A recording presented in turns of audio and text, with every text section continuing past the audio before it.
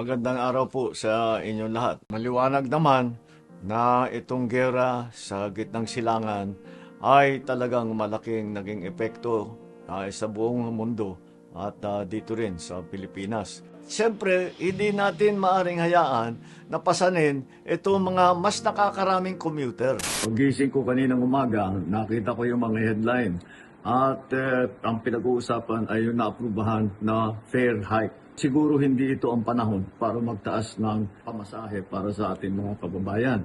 Kaya tinutos ko sa DOTR na suspendihin muna ang fare hike. Ang mga lambas, libreng sakay program natin, nationwide at operational pa rin sa Metro Manila, sa Metro Cebu at sa Metro Davao. Sa LRT2 at MRT3 naman, ay may 50% na diskwento simula March 23. Yung blue beep cards na may 50% discount. Habang ang white beep card ay patuloy ang 50% discount para sa mga PWD, senior at estudyante. Ang pag-release naman ng mga iba pang mga pondo para sa mga cash relief at subsidies ay patuloy sa iba't ibang mga ahensya. Fuel subsidies sa DOTR ay nai-release na. Halos 100,000 na tricycle driver ang nabigyan ng Marso ng Abente, pati na rin ang nationwide rollout para sa ibang transportation sector workers na magsisimula sa April 6. Naintindihan natin ang sigaw ng mga nagpoprotesta na kababayan nating nasa sektor na ito. Pero gusto kong ulitin sa inyo, hindi kayo maiiwanan, hindi kayo pababayaan ng pamahalaan.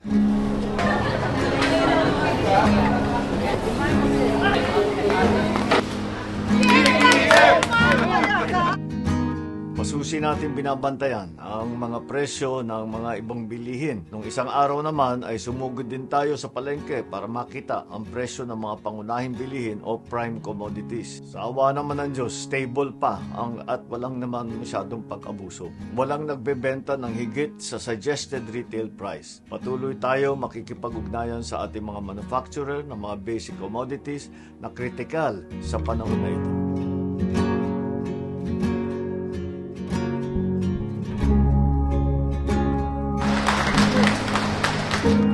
Sa bigas naman, ongoing pa rin ang 20 peso rise sa 177 na LGU at pararamihin pa natin yan. Napapag-usapan din ang paglalagay ng price cap muna sa bigas. Abagan po natin ito. So sa bigas, wala tayong problema, sapat ang supply at nakokontrol pa natin ang presyo. Fuel subsidies din ang nag-aabang para sa mga magsasaka at mangingisda. Ongoing na talaga yung mga programang yan. Pero nagpatagdag pa tayo ng 50 million sa mga regional field officers.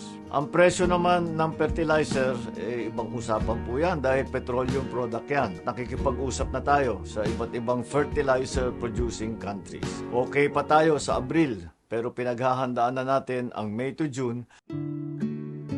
Sa supply naman ng kuryente, kinakausap ang mga power generation company upang madagdagan pa ang kapasidad ng ating mga grid sa susunod na 60 days. 23 power project na may kapasidad ng 900 megawatts ang inaasahang mag-o-online para makatulong sa supply. Ongoing din ang koordinasyon sa paggamit ng malampaya natural gas na full capacity para madagdagan naman ang supply natin sa kuryente. Tungkol naman sa supply ng langis, nakikipag-usap na po tayo sa mga bansa na ating mga trade partner gaya ng India. Ngunit sinasama na natin lahat ng mga iba at linalapitan ang China, Japan, Thailand, Brunei, South Korea patungkol sa mga posibleng supply arrangement. Maganda naman ang naging usapan natin, buti na lang at talagang kinakaibigan natin sila at sila ay handang tumulong sa atin.